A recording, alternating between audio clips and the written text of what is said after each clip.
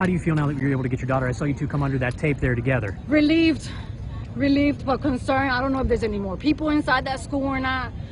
This is ridiculous. What did your daughter see? Did she tell you? What happened in there? Does she know? I called her. I said, call me. I don't care what the teacher says. Call me now. So she did call me, and I heard her voice. I said, Mommy's coming now. Oh, terrifying moments. As you can see from that mother's reaction, the possibility of a school shooting is enough to terrify parents and students, hoax or not, anytime it happens.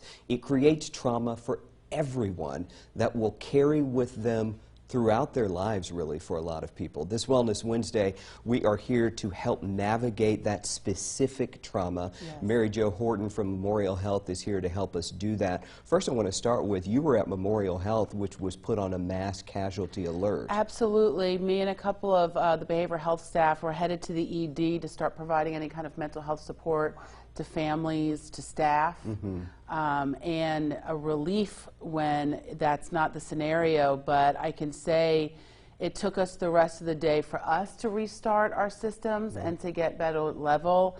And I would imagine that's what a lot of families are going through today. That speaks to the widespread trauma something like this creates. We talk about students, teachers, faculty members, but then also first responders and counselors like yourself. Absolutely. You know, I was immediately thinking about what the ER staff was going to have to go through and how to best emotionally support them. Seeing children get injured is the type of trauma that brings just an extra layer of terribleness. No matter how much training you've had. Absolutely. No matter how much. All right, so let's talk about how we navigate this kind of trauma that unfortunately in this country just keeps coming. Yes, I mean, unfortunately we weren't surprised. We were terrified, but not surprised. So we really want to remember that we experience trauma in our body.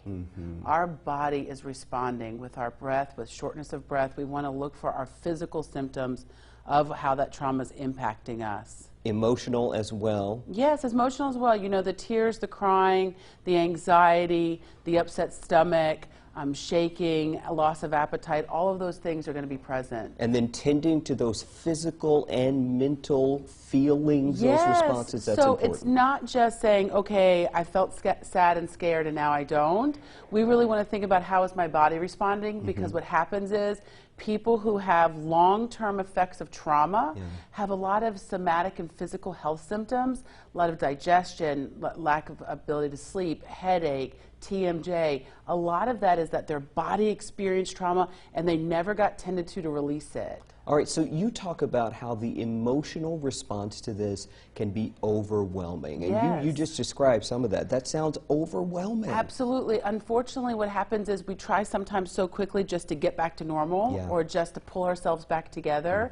And what happens is that then we get flooded and all of those emotions and our physical symptoms take over and we become paralyzed to keep functioning. And so what is your advice to people as they try and navigate that, to be in touch with those feelings, but also to continue on? So there's two important things. I think about emotional resiliency in the same way that we think about our physical health has immune systems. We need to tend to it. We need to be able to make sure we're having good rest, we're having enough water, we're getting back into our routine, but with gentleness. Yeah.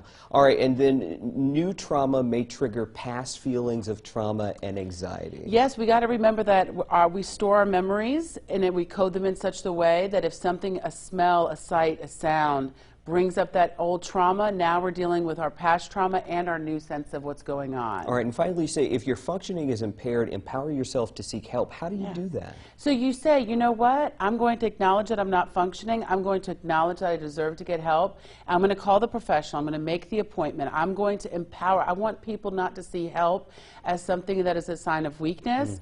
It's a sign of power, it's a sign of strength, and it's a sign that says, I care about me and those around me. All right, Mary Jo, you and I could talk about this for hours, as with many of our topics, but thank you. We had a different topic today, but we pivoted it. Of course. Pivoted. Thank you for doing that with us. All right, and if you would like to see any of our Wellness Wednesday segments or get any advice from Mary Jo from the interviews that we have done, you can go to WSAV.com/Wellness Wednesday.